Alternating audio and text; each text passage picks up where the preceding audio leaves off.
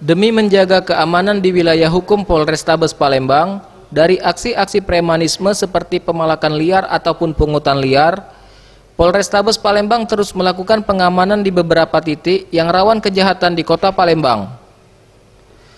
Terkait hal tersebut, Kompol Nuryono selaku Kasat Reskrim Polrestabes Palembang mengatakan, untuk mengantisipasi hal tersebut, pihaknya akan terus melakukan patroli rutin serta penebalan personil kepolisian.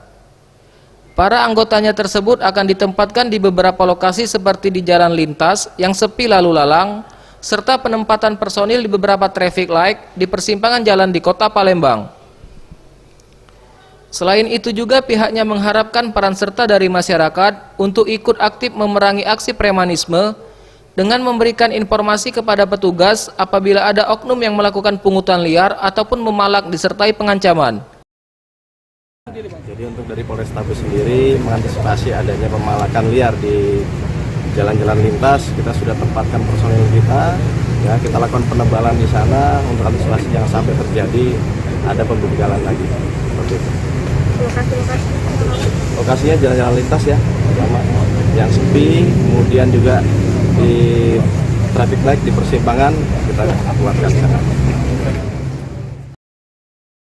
Tim Liputan Sriwijaya TV.